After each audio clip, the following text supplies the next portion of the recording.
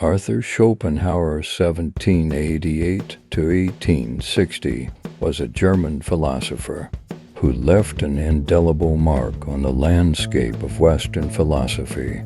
Known for his unique blend of metaphysics, aesthetics, and ethics. Born in Danzig, Poland, into a wealthy merchant family, Schopenhauer displayed an early affinity for intellectual pursuits. He embarked on a formal education in philosophy, studying under the tutelage of some of the prominent thinkers of his time. Despite being influenced by classical philosophy, especially the works of Immanuel Kant, Schopenhauer developed his own distinct philosophical system that departed from prevailing trends. Schopenhauer's magnum opus, The World as Will and Representation die Welt als Will und Vorstellung, published in 1818, stands as a cornerstone of his philosophy. In this seminal work, he articulates his metaphysical ideas,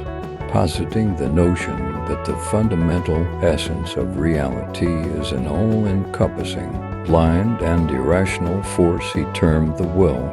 According to Schopenhauer, this will is the driving force behind all phenomena, compelling individuals to act in accordance with their desires and instincts. A notable aspect of Schopenhauer's philosophy is his exploration of the concept of suffering. He contended that the will, as the underlying force in the world, perpetuates an inherent dissatisfaction and suffering. This pessimistic outlook on life influenced later thinkers, including Friedrich Nietzsche and Sigmund Freud. Schopenhauer's emphasis on the universality of suffering and his prescription for overcoming it through aesthetic contemplation and asceticism marked a departure from the prevailing optimism of his time. While not achieving widespread recognition during his lifetime,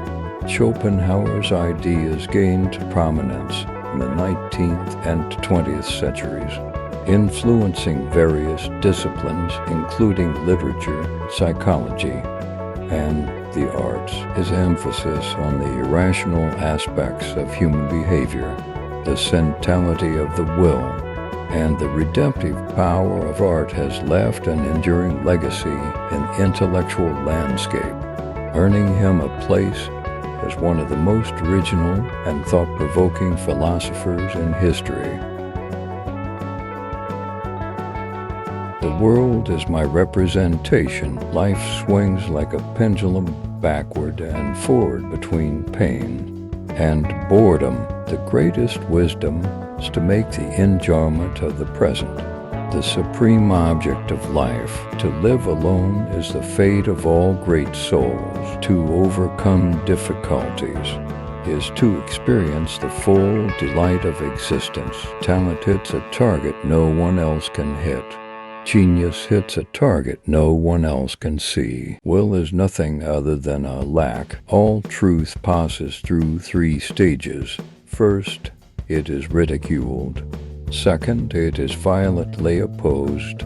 Third, it is accepted as self-evident. It is with trifles, and when he is off guard, that a man best reveals his character. We forfeit 3/4 of ourselves to be like other people. Without books, the development of civilization would have been impossible. They are the engines of change, windows on the world, lighthouses, as the poet said, erected in the sea of time. Every parting gives a foretaste of death, every reunion a hint of the resurrection. We will gradually become indifferent to what goes on in the minds of other people when we acquire a knowledge of the superficial nature of their thoughts, the narrowness of their views, and of the number of their errors. Hope is the confusion of the desire for a thing with its probability. What disturbs and depresses young people is the hunt for happiness on the firm assumption that it must be met within life. From this arises constantly diluted hope, and so also dissatisfaction. To lightness is to human nature what warmth is to wax. All truth passes through 3 stages. First, it is ridiculed. Second, it is violently opposed. Third, it is accepted as self-evident, just as a dog returns to its vomit. So a fool repeats his folly. Every man takes the limits of his own field of vision.